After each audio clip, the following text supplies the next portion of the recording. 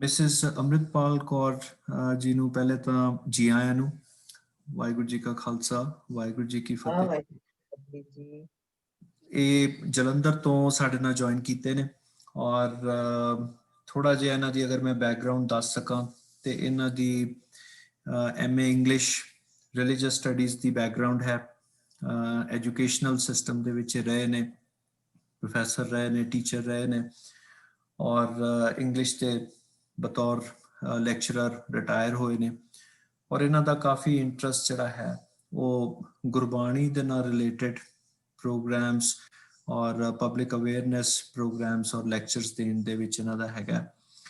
ਔਰ all India radio ਤੋਂ, TV ਤੋਂ ਇੰਡੀਆ ਦੇ ਵਿੱਚ ਇਹ ਕਈ ਪਹਿਲੇ ਪ੍ਰੋਗਰਾਮ ਕਰਦੇ ਰਹੇ ਨੇ। ਡਾਕਟਰ ਬਲਦੇਵ ਸਿੰਘ ਹਣਾ ਦਾ ਬਹੁਤ ਧੰਨਵਾਦ ਹੈ, ਉਹਨਾਂ ਨੇ ਸਾਨੂੰ ਇਹਨਾਂ ਨਾਲ ਇੰਟਰੋਡਿਊਸ ਕਰਾਇਆ ਤੇ ਇਸ ਪਲੇਟਫਾਰਮ ਤੇ ਲਿਆਂਦਾ।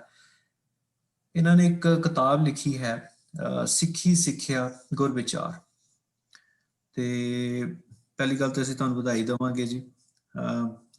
ਕਿਤਾਬ ਲਿਖਣਾ ਜਿਹੜਾ ਹੈ ਕਿੰਨਾ ਕੁ ਵੱਡਾ ਇੱਕ ਕੰਮ ਹੈ, ਉਸ ਸਾਨੂੰ ਪੁੱਛ ਕੇ ਵੇਖੋ। ਤੇ so you have done a good job there, congratulations on that. ਅੱਜ ਇਹ ਸਾਡੇ ਨਾਲ ਆਪਣੇ ਵਿਚਾਰ ਜਿਹੜੇ ਨੇ ਉਹ ਸਾਂਝੇ ਕਰਨਗੇ on the topic of dignity of labour, ਕਿਰਤ ਦਾ ਸਨਮਾਨ। ਸਾਡੇ ਗੁਰੂ ਸਾਹਿਬ ਨੇ ਕਿਰਤ ਦੇ ਉੱਤੇ, ਕਿਰਤ ਕਰਨਾ, ਵੰਡ ਛਕਣਾ, ਉਸ ਚੀਜ਼ ਦੇ ਉੱਤੇ ਬਹੁਤ ਜ਼ੋਰ ਦਿੱਤਾ ਹੈ ਹਰ ਸਿੱਖ ਵਾਸਤੇ, ਜਿਸਨੂੰ ਇੰਗਲਿਸ਼ ਦੇ ਵਿੱਚ ਅਸੀਂ ਕਹਿੰਦੇ ਹਾਂ to earn your livelihood by the sweat of your brow. So ਉਹ ਇੱਕ ਹਰ ਸਿੱਖ ਵਾਸਤੇ ਬਹੁਤ ਇੰਪੋਰਟੈਂਟ ਚੀਜ਼ ਹੈ ਕਿ ਉਹ ਜੋ ਵੀ ਕੰਮ ਕਰ ਰਿਹਾ ਉਸ ਦੇ ਵਿੱਚ ਪ੍ਰਾਈਡ ਮਹਿਸੂਸ ਕਰੇ, ਉਸਨੂੰ ਓਨੈਸਟਲੀ ਦਿਆਨਤਦਾਰੀ ਨਾ ਕਰੇ।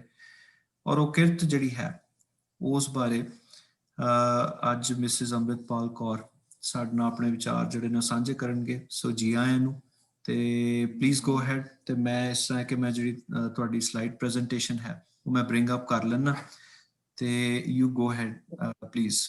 ਵੈਲਕਮ ਜੀ। Khalsa, Vaheguru Ji ki Fateh. Feeling proud to be with you, all of you, in today's Zoom meeting. With God's grace and inspiration, especially my brother Dr. Baldev Singh. ਸਾਰਿਆਂ ਦਾ ਬਹੁਤ ਬਹੁਤ thank you. ਇਹ ਜਿਹੜਾ paper ਹੈ Punjabi heritage foundation Canada Ottawa ਵੱਲੋਂ Punjabi conference ਵਿੱਚ ਪੜ੍ਹਨ ਲਈ ਸਿਲੈਕਟ ਹੋਇਆ ਸੀ। ਡਿਗਨਿਟੀ ਆਫ ਲੇਬਰ, ਕਿਰਤ ਦਾ ਸਨਮਾਨ। ਤੇ ਮੇਰੇ ਹਸਬੈਂਡ ਸਰਦਾਰ ਕਰਨਜੀਤ ਸਿੰਘ ਜੀ ਨੂਰ, ਇਹਨਾਂ ਦਾ ਵੀ ਪੇਪਰ ਸਿਲੈਕਟ ਹੋਇਆ ਸੀ ਜੈਂਡਰ ਇਕੁਐਲਿਟੀ। ਸੋ ਅੱਜ ਦਾ ਜੋ ਟੌਪਿਕ ਹੈ ਉਹ ਹੈ ਡਿਗਨਿਟੀ ਆਫ ਲੇਬਰ, ਕਿਰਤ ਦਾ ਸਨਮਾਨ। ਮਾਨਵ ਸਮਾਜ ਵਿੱਚ ਨਸੂਰ ਬਣ ਚੁੱਕੀਆਂ ਕੁਰੀਤੀਆਂ ਦੇ ਨਿਵਾਰਨ ਲਈ, ਭਾਵ ਕਿ ਜਦੋਂ ਗੁਰੂ ਨਾਨਕ ਦੇਵ ਸਾਹਿਬ ਜੀ ਦਾ ਪ੍ਰਕਾਸ਼ ਹੋਇਆ ਤਾਂ ਬਹੁਤ ਹੀ ਸਮਾਜ ਜਿਹੜਾ ਸੀਗਾ ਕੁਰੀਤੀਆਂ ਉਹਦੇ ਵਿੱਚ ਫੈਲੀਆਂ ਹੋਈਆਂ ਸੀ। ਉਸ ਨੂੰ ਦੂਰ ਕਰਨ ਲਈ ਗੁਰੂ ਨਾਨਕ ਸਾਹਿਬ ਦੇ ਸਿਰਜੇ ਸਿਧਾਂਤਾਂ ਦੇ ਦਰਸਾਏ ਜੀਵਨ ਮਾਰਗ ਵਿੱਚੋਂ ਇੱਕ ਅਜਿਹਾ 10 ਨੁਕਾਤੀ ਪੌੜੀ ਵਿਧਾਨ ਪ੍ਰਦਰਸ਼ਿਤ ਹੁੰਦਾ ਹੈ, ਭਾਵ ਪ੍ਰਾਪਤ ਹੁੰਦਾ ਹੈ, ਜੋ ਅਜੋਕੇ ਜੀਵਨ ਨੂੰ ਅਰੋਗ ਕਰਨ ਹਿੱਤ ਭਰਪੂਰ ਸਹਾਇਤਾ ਕਰ ਸਕਦਾ ਹੈ, ਜੇਕਰ ਠੀਕ ਪ੍ਰਸੰਗ ਵਿੱਚ ਇਸ ਨੂੰ ਮਾਨਵ ਸਮਾਜ ਦਾ ਅੰਗ ਬਣਾ ਲਿਆ ਜਾਵੇ।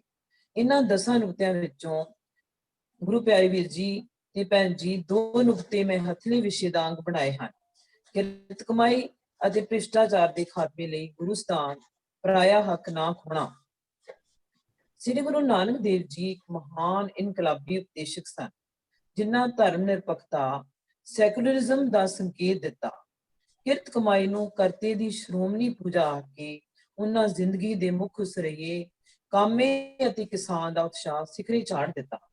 ਬਾਬੇ ਨਾਨਕ ਦੇ ਧਰਮ ਦੀ ਉਚਤਾਈ ਇਸੇ ਗੱਲ ਵਿੱਚ ਹੈ ਕਿ ਇਹ ਅਮਲੀ ਧਰਮ ਹੈ, ਇਹ ਗਰੀਬਾਂ ਦਾ ਧਰਮ ਹੈ, ਹਰ ਇੱਕ ਦਾ ਧਰਮ ਹੈ, ਮਨੁੱਖਤਾ ਦਾ ਧਰਮ ਹੈ। ਬਾਬੇ ਨਾਨਕ ਦਾ ਧਰਮ ਹੈ ਖਿਮਾ, ਸੰਤੋਖ, ਮਿਹਰ, ਹੱਕ ਹਲਾਲ, ਧਰਮ, ਸੀਲ, ਕਰਨੀ ਅਤੇ ਸੱਚ ਦਾ ਧਰਮ। ਬਾਬੇ ਨਾਨਕ ਨੇ ਫਰਮਾਇਆ ਹੈ, ਗੱਲੀ ਪਿਸਤ ਨਾ ਜਾਈਏ, ਛੁੱਟੈ ਸੱਚ ਕਮਾਏ। ਭਾਵ ਸੱਚ ਨੂੰ ਅਮਲੀ ਜੀਵਨ ਵਿੱਚ ਵਰਤਿਆ ਹੀ ਨਿਜਾਤ ਮਿਲਦੀ ਹੈ। ਧਰਮ ਦਾ ਸਹੀ ਸੰਕਲਪ ਬੰਦਗੀ, ਸੱਚਾਈ, ਨੇਕ ਕਿਰਤ, ਦਸਵੰਧ ਅਤੇ ਵੰਡ ਛਕਣ ਦੇ ਅਮਲੀ ਜੀਵਨ ਸਿਧਾਂਤਾਂ ਨਾਲ ਸੰਯੁਕਤ ਹੈ। ਨੇਕ ਕਿਰਤ ਕਰਨਾ, ਨਾਮ ਜਪਣਾ ਅਤੇ ਵੰਡ ਛਕਣਾ ਇੱਕ ਅਜਿਹਾ ਸਰਲ ਸਬਕ ਸੀ ਜਿਸ ਨੂੰ ਧੰਨ ਗੁਰੂ ਨਾਨਕ ਦੇਵ ਜੀ ਹਰ ਕਿਸੇ ਨੂੰ ਵੱਖ-ਵੱਖ ਢੰਗਾਂ ਨਾਲ ਕੰਠ ਕਰਵਾਉਂਦੇ ਰਹੇ ਅਤੇ ਵਾਤਾਵਰਨ ਨੂੰ ਫੁਕਟ ਭਰਮਾਂ, ਵਹਿਮਾਂ ਰਸਮਾਂ ਰਿਵਾਜਾਂ ਤੋਂ ਪਾਕ ਸਾਫ਼ ਕਰਨ ਹਿੱਤ ਸਦਾ ਤਤਪਰ ਰਹੇ ਅਤੇ ਆਰਥਿਕ ਜੀਵਨ ਵਿੱਚ ਨੇਕ ਕਿਰਤ ਸੁਕਿਰਤ ਦਾ ਬੋਲਬਾਲਾ ਕਰਦੇ ਰਹੇ। ਇਹ ਇੱਕ ਇਨਕਲਾਬੀ ਸੋਚ ਸੀ, ਦਲੇਰੀ ਭਰਿਆ ਸੰਦੇਸ਼ ਸੀ ਅਤੇ ਮਾਨਜਨਕ ਅਮਲ ਸੀ। ਸਿੱਖ ਧਰਮ ਦੇ ਮੋਢੀ ਸ੍ਰੀ ਗੁਰੂ ਨਾਨਕ ਦੇਵ ਜੀ ਸਿੱਖੀ ਦੇ 3 ਸਤੰਭਾਂ ਬਾਰੇ ਫਰਮਾਉਂਦੇ ਹਨ ਕਿ ਇਨਸਾਨ ਵਿੱਚ 3 ਮੁੱਢਲੀਆਂ ਸਿਫਤਾਂ ਦਾ ਪਸਾਰ ਅਤ ਲਾਜ਼ਮੀ ਹੈ। ਉਹ 3 ਸਿਫਤਾਂ ਹਨ ਧਰਮੀ ਤੇ ਨੇਕ ਕਿਰਤ ਕਰਨਾ, ਤਾਂ ਕਿ ਸੱਚੀ ਕਿਰਤ ਦੁਆਰਾ ਉਹ ਇੱਕ ਬਾਇਜ਼ਤ ਸ਼ਹਿਰੀ ਵਾਂਗਰਾ ਆਪਣਾ ਵਸੇਬਾ ਕਰ ਸਕੇ। ਦੂਸਰਾ ਨਾਮ ਜਪਣਾ, ਤਾਂ ਕਿ ਮਨੁੱਖ ਵਿੱਚ ਅਕਾਲ ਪੁਰਖ ਦਾ ਪਿਆਰ ਬਣਿਆ ਰਹੇ। ਵੰਡ ਛਕਣਾ, ਤਾਂ ਕਿ ਉਹ ਆਪਣੀ ਕਿਰਤ ਕਮਾਈ ਵਿੱਚੋਂ ਕਿਸੇ ਗਰਜ਼ਮੰਦ ਦੀ ਮਦਦ ਕਰਕੇ ਸੰਸਾਰ ਦੇ ਹੋਰ ਮਨੁੱਖਾਂ ਨਾਲ ਭਰਾਤਰੀ ਭਾਵਾਂ ਨੂੰ ਵਿਕਸਿਤ ਕਰਕੇ ਆਪਸੀ ਸਾਂਝ ਪੈਦਾ ਕਰਨ ਵਿੱਚ ਆਪਣਾ ਯੋਗਦਾਨ ਪਾ ਸਕੇ। ਹੁਣ ਮੈਂ ਕਿਰਤ ਦਾ ਸੰਕਲਪ ਬਾਰੇ ਕੁਝ ਤੁਹਾਡਾ ਵਿਚਾਰ ਸਾਂਝੇ ਕਰ ਰਹੀ ਹਾਂ ਕਿ ਮਹਾਨ ਕੋਸ਼ ਅਨੁਸਾਰ ਕਿਰਤ ਤੋਂ ਭਾਵ ਕਰਮ ਕੰਮ ਹੈ। ਧਰਮ ਕਿਰਤ ਕਰ ਸੰਤਨ ਸੇਵੈ। ਗੁਰੂ ਪਿਆਰਿਓ, ਕਿਰਤ ਕੇਵਲ ਮਜ਼ਦੂਰੀ ਕਰਨਾ ਹੀ ਨਹੀਂ ਹੈ। ਕਿਰਤ ਦੇ ਹੋਰ ਵੀ ਕਈ ਤਰੀਕੇ ਹਨ, ਜਿਵੇਂ ਕਿ ਦਿਮਾਗ ਦੀ ਵਰਤੋਂ ਕਰਕੇ ਮਨੁੱਖਤਾ ਦੀ ਸੇਵਾ ਕਰਨੀ, ਕਲਮ ਰਾਹੀਂ ਲੋਕਾਂ ਵਿੱਚ ਵਧੀਆ ਗਿਆਨ ਵੰਡਣਾ, ਪੜ੍ਹਨਾ ਪੜ੍ਹਾਉਣਾ ਅਤੇ ਬੱਚਿਆਂ ਦਾ ਆਪਣੇ ਮਾਤਾ ਪਿਤਾ ਦੇ ਘਰੇਲੂ ਕੰਮਾਂ ਵਿੱਚ ਹੱਥ ਵਟਾਉਣਾ ਸਭ ਕਿਰਤ ਦੀ ਸ਼੍ਰੇਣੀ ਵਿੱਚ ਆਉਂਦੇ ਹਨ। ਕਿਰਤ ਕਰਨ ਵਾਲਾ ਕਦੇ ਭੁੱਖਾ ਨਹੀਂ ਮਰਦਾ ਅਤੇ ਕੋਈ ਵੀ ਕੰਮ ਛੋਟਾ ਜਾਂ ਵੱਡਾ ਨਹੀਂ ਹੁੰਦਾ। ਗੁਰਮਤ ਦੇ ਮੁੱਢਲੇ 3 ਨਿਯਮਾਂ ਕਿਰਤ ਕਰੋ, ਨਾਮ ਜਪੋ ਤੇ ਵੰਡ ਛਕੋ ਵਿੱਚ ਕਿਰਤ ਨੂੰ ਪਹਿਲੇ ਸਥਾਨ ਤੇ ਰੱਖਿਆ ਗਿਆ ਹੈ। ਸਪਸ਼ਟ ਹੈ ਕਿ ਕਿਰਤ ਕਰਕੇ ਹੀ ਨਾਮ ਜਪਣ ਅਤੇ ਵੰਡ ਛਕਣ ਦੇ ਕਾਰਜ ਹੋ ਸਕਦੇ ਹਨ, ਬਿਨਾਂ ਕਿਰਤ ਦੇ ਨਹੀਂ। ਹੁਣ ਸਵਾਲ ਪੈਦਾ ਹੁੰਦਾ ਹੈ ਕਿ what is the difference between labor and true labor? ਕਿਰਤ ਅਤੇ ਸੁੱਚੀ ਕਿਰਤ ਵਿੱਚ ਕੀ ਅੰਤਰ ਹੈ? ਗੁਰੂ ਸਾਹਿਬਾਨ ਦਾ ਫਰਮਾਨ, ਨਾਨਕ ਸੋ ਪ੍ਰਭ ਸਿਮਰੀ ਹੈ ਤਿਸ ਦੇਹੀ ਕੋ ਪਾਲ, ਇਸੇ ਨੁਕਤੇ ਵੱਲ ਇਸ਼ਾਰਾ ਕਰਦਾ ਹੈ ਕਿ ਦੇਹੀ ਨੂੰ ਪਾਲਦਿਆਂ ਹੋਇਆਂ ਪ੍ਰਭੂ ਦਾ ਸਿਮਰਨ ਕਰਨਾ ਹੈ। ਸਰੀਰ ਦੀ ਪਾਲਣਾ ਪੋਸ਼ਣਾ ਲਈ ਕੋਈ ਨਾ ਕੋਈ ਕਿਰਤ ਜ਼ਰੂਰੀ ਹੈ। ਕਿਰਤ ਕਰਨ ਦੀ ਜੁਗਤ ਐਸੀ ਹੋਵੇ ਕਿ ਸੁੱਚੀ ਕਿਰਤ ਭਾਵ ਸੁਕਿਰਤ ਬਣ ਜਾਵੇ। ਕਿਰਤ ਜੇ ਸੁਕਿਰਤ ਨਹੀਂ ਤਾਂ ਵਿਕਾਰ ਪੈਦਾ ਹੁੰਦੇ ਹਨ, ਪੈਦਾ ਹੋਣੇ ਕੁਦਰਤੀ ਹਨ। ਕਿਰਤ ਤੋਂ ਭਾਵ ਇਮਾਨਦਾਰੀ ਤੇ ਮਿਹਨਤ ਨਾਲ ਆਪਣੀ ਰੋਜ਼ੀ ਪੈਦਾ ਕਰਨਾ ਹੈ। ਗੁਰੂ ਨਾਨਕ ਦੇਵ ਜੀ ਅਨੁਸਾਰ ਰੱਬ ਦਾ ਰਾਹ ਉਹੀ ਪਛਾਣ ਸਕਦੇ ਹਨ ਜੋ ਲਹੂ ਪਸੀਨੇ ਦੀ ਕਮਾਈ ਕਰਦੇ ਹਨ ਤੇ ਉਸ ਵਿੱਚੋਂ ਲੋੜਵੰਦਾਂ ਦੀ ਸਹਾਇਤਾ ਕਰਦੇ ਹਨ। ਪਵਿੱਤਰ ਗੁਰ ਫਰਮਾਨ ਹੈ, ਕਾਲ ਖਾਏ ਕਿਛ ਹੱਥੋਂ ਦੇ, ਨਾਨਕ ਰਾਹ ਪਛਾਣੇ ਸੀ। ਗੁਰੂ ਨਾਨਕ ਦੇਵ ਦਾ ਕਥਨ ਹੈ ਕਿ ਐਸੀ ਕਾਲ ਕਰੋ ਕਿ ਸਾਰੀ ਮਨੁੱਖਤਾ ਨਾਲ ਤੁਹਾਡਾ ਮੇਲ ਰਹੇ, ਤੁਹਾਡੀ ਕਿਰਤ ਵਿੱਚ ਵੀ ਦੂਜੇ ਦੀ ਬਿਹਤਰੀ ਲਈ ਤਾਂਘ ਹੋਵੇ, ਤੁਹਾਡੇ ਵਿਹਾਰ ਵਿੱਚ ਨੇਕ ਨੀਤੀ ਹੋਵੇ, ਤੁਹਾਡੀ ਭਾਵਨਾ ਵਿੱਚ ਸਦਭਾਵਨਾ ਹੋਵੇ ਅਤੇ ਸਭ ਸੇ ਲੈ ਮਿਲਾਏ ਦਾ ਡੂੰਘਾ ਆਧਾਰ ਹੋਵੇ। ਗੁਰੂ ਨਾਨਕ ਸਾਹਿਬ ਦੀ ਕਿਰਪਾ ਦ੍ਰਿਸ਼ਟੀ ਸਦਕਾ ਸੁੱਚੀ ਕਿਰਤ ਤੇ ਗ੍ਰਹਿਸਥੀ ਜੀਵਨ ਦੀ ਮਰਿਆਦਾ ਨੂੰ ਸਤਕਾਰਿਆ ਜਾਣ ਲੱਗਾ। ਉਪਰੋਕਤ ਪੰਕਤੀਆਂ ਤੋਂ ਸਪਸ਼ਟ ਹੁੰਦਾ ਹੈ ਕਿ ਸਿੱਖ ਨੂੰ ਘਾਲਣਾ ਘਾਲ ਕੇ, ਚੰਗੀ ਕਿਰਤ ਕਰਕੇ, 10 ਨੌਆਂ ਦੀ ਕਮਾਈ ਕਰਕੇ ਆਪਣਾ ਨਿਰਵਾਹ ਕਰਨਾ ਚਾਹੀਦਾ ਹੈ ਅਤੇ ਉਸ ਵਿੱਚੋਂ ਵੀ ਕੋਈ ਦੂਜੇ ਲਈ ਕੱਢਣਾ ਜ਼ਰੂਰੀ ਹੈ। ਇਸ ਤਰ੍ਹਾਂ ਕਰਨ ਨਾਲ ਦੂਜੇ ਪ੍ਰਤੀ ਦਇਆ, ਹਮਦਰਦੀ ਅਤੇ ਸੰਤੋਖ ਉਤਪੰਨ ਹੁੰਦਾ ਹੈ, ਜੋ ਮਨੁੱਖ ਮਾਤਰ ਵਿੱਚ ਧਰਮ ਉਜਾਗਰ ਕਰਦੇ ਹਨ। ਪਰ ਅਫਸੋਸ ਦੀ ਗੱਲ ਹੈ ਕਿ ਇਤਨੀਆਂ ਬਿਹਤਰੀਨ ਹਦਾਇਤਾਂ, ਤਾਕੀਦਾਂ ਤੇ ਉਪਦੇਸ਼ਾਂ ਦੇ ਹੁੰਦਿਆਂ ਹੋਇਆਂ ਵੀ ਅਸੀਂ ਫਰੇਬ ਭਰੀ ਜ਼ਿੰਦਗੀ ਵਿੱਚ ਦਿਨ ਪ੍ਰਤੀ ਦਿਨ ਖੱਚਤ ਹੁੰਦੇ ਜਾ ਰਹੇ ਹਾਂ। ਗੌੜੀ ਰਾਗ ਅੰਦਰ ਗੁਰੂ ਨਾਨਕ ਦੇਵ ਜੀ ਸੂਝੀ ਬਖਸ਼ਦੇ ਹਨ ਕਿ ਕੀਤੀ ਹੋਈ ਨੇਕ ਕਮਾਈ ਹੀ ਇਨਸਾਨ ਦੇ ਨਾਲ ਨਿਭਦੀ ਹੈ। ਜੇ ਮਨੁੱਖਾ ਜਨਮ ਗਵਾ ਲਿਆ ਤਾਂ ਮੁੜ ਛੇਤੀ ਵਾਰੀ ਨਹੀਂ ਮਿਲੇਗੀ। ਗੁਰ ਫਰਮਾਨ ਹੈ, ਸੁਕਿਰਤ ਕੀਤਾ ਰਹਿਸੀ ਮੇਰੇ ਜਿਹੜੇ, ਬਹੁੜ ਨਾ ਆਵੇ ਵਾਰੀ। ਕਿਰਤ ਦਾ ਸਤਿਕਾਰ ਕਰਦੇ ਹੋਏ ਗੁਰੂ ਨਾਨਕ ਦੇਵ ਜੀ ਨੇ ਸਪਸ਼ਟ ਸ਼ਬਦਾਂ ਵਿੱਚ ਕਿਹਾ ਹੈ ਕਿ ਨੇਕ ਕਮਾਈ ਦੁਆਰਾ ਰਿਜ਼ਕ ਦੀ ਉਪਜੀਵਕਾ ਨੂੰ ਆਪਣਾ ਆਹਾਰ ਬਣਾਓ। ਆਪ ਜੀ ਦਾ ਅਮਰ ਫਰਮਾਨ ਹੈ, ਹੱਕ ਪਰਾਇਆ ਨਾਨਕਾ ਉਸ ਸੂਰ ਉਸ ਗਾਏ, ਗੁਰ ਪੀਰ ਹਾਮਾ ਤਾਂ ਭਰੇ ਚਾ ਮੁਰਦਾਰ ਨਾ ਖਾਏ। ਭਾਵ ਪਰਾਇਆ ਹੱਕ ਮੁਸਲਮਾਨ ਲਈ ਸੂਰ ਅਤੇ ਹਿੰਦੂ ਲਈ ਗਾਂ ਦਾ ਮਾਸ ਖਾਣ ਦੇ ਬਰਾਬਰ ਹੈ।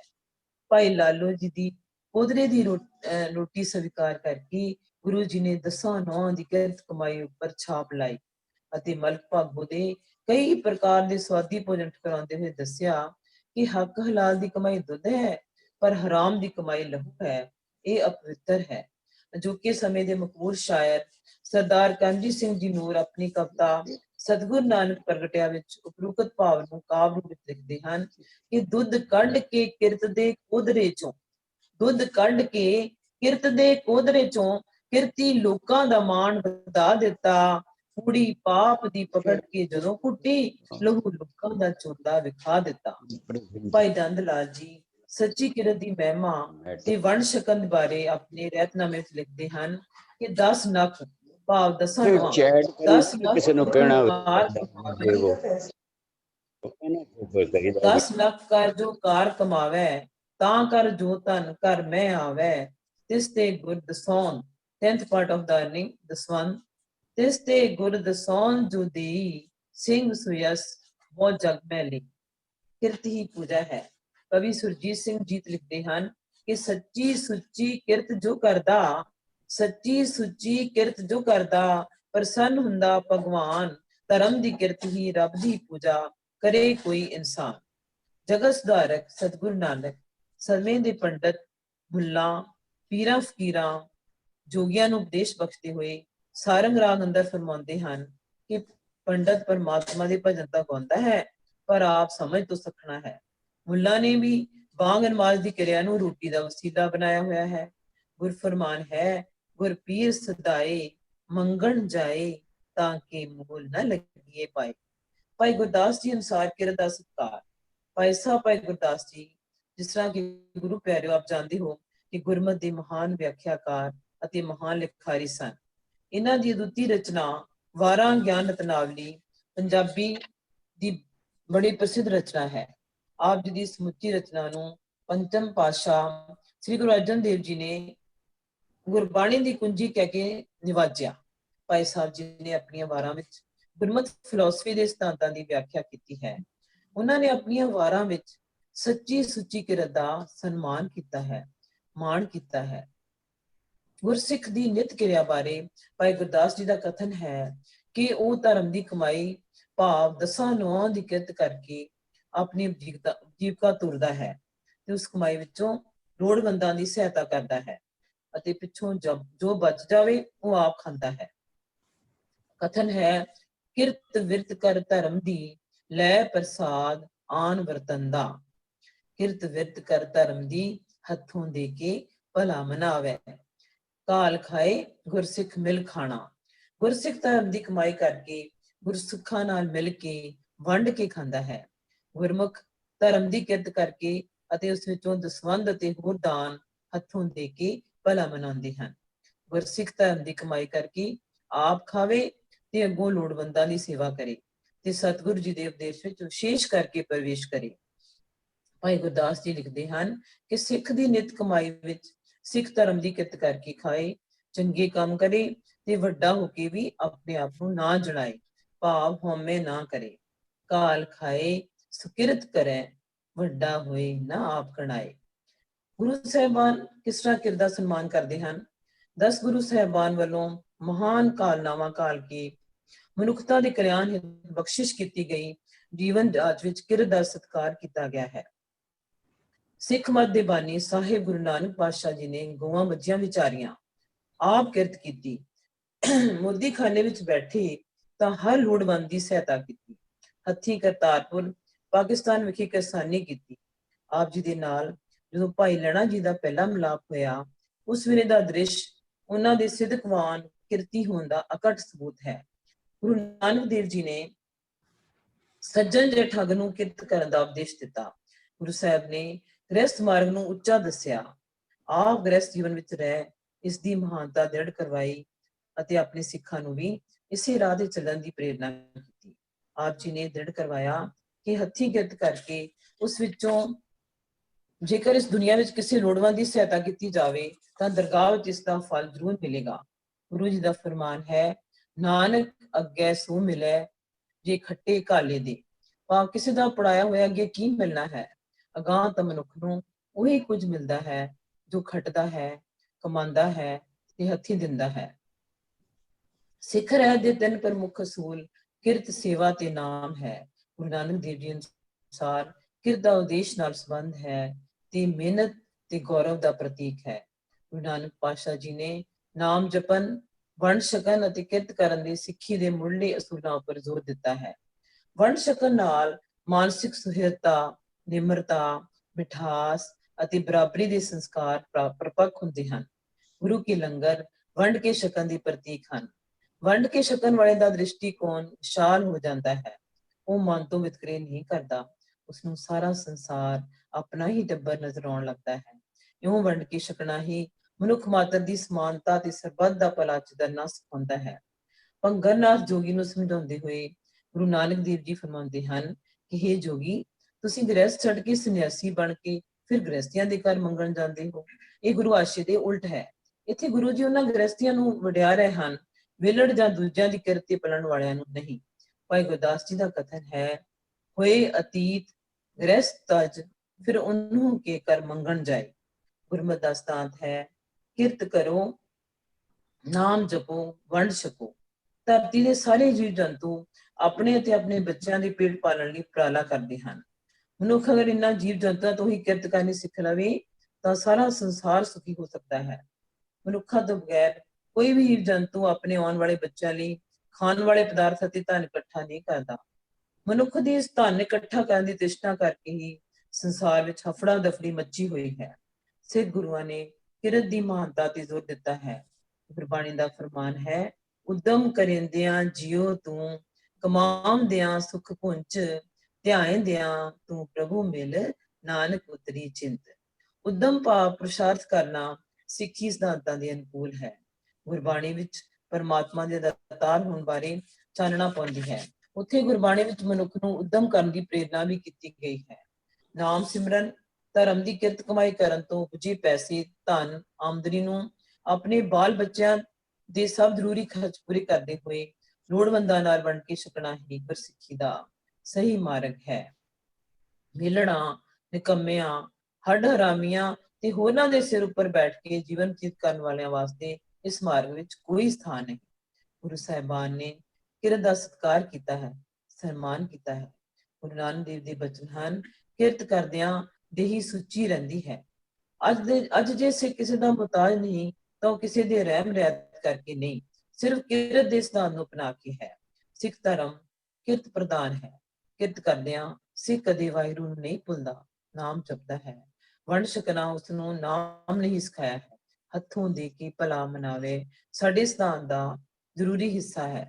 ਗੁਰੂ ਨਾਨਕ ਪਾਤਸ਼ਾਹ ਜੀ ਦੇ ਕਿਰਤੀਆਂ ਪ੍ਰਤੀ ਸਨੇਹ ਦੀ ਇਸ ਤੋਂ ਵੱਡੀ ਮਿਸਾਲ ਕੀ ਹੋ ਸਕਦੀ ਹੈ ਕਿ ਆਪਣੀ ਬਾਣੀ ਵਿੱਚ ਉਹਨਾਂ ਆਪਣੇ ਕਿਸੇ ਪਰਿਵਾਰਕ ਜੀ ਜਾਂ ਕਿਸੇ ਹੋਰ ਨਿਕਟਵਰਤੀ ਦਾ ਨਾਂ ਨਹੀਂ ਲਿਆ, ਪਰ ਆਪਣੇ ਕਿਰਤੀ ਸਿੱਖ ਭਾਈ ਲਾਲੋ ਜੀ ਨੂੰ ਤਿਲੰਗ ਰਾਗ ਵਿੱਚ ਉਚਾਰੇ ਗਏ ਇੱਕ ਸ਼ਬਦ ਵਿੱਚ 7 ਵਾਰ ਵੇ ਲਾਲੋ ਕਹਿ ਕੇ ਸਦਾ ਸਦਾ ਲਈ ਅਮਰ ਕਰ ਦਿੱਤਾ।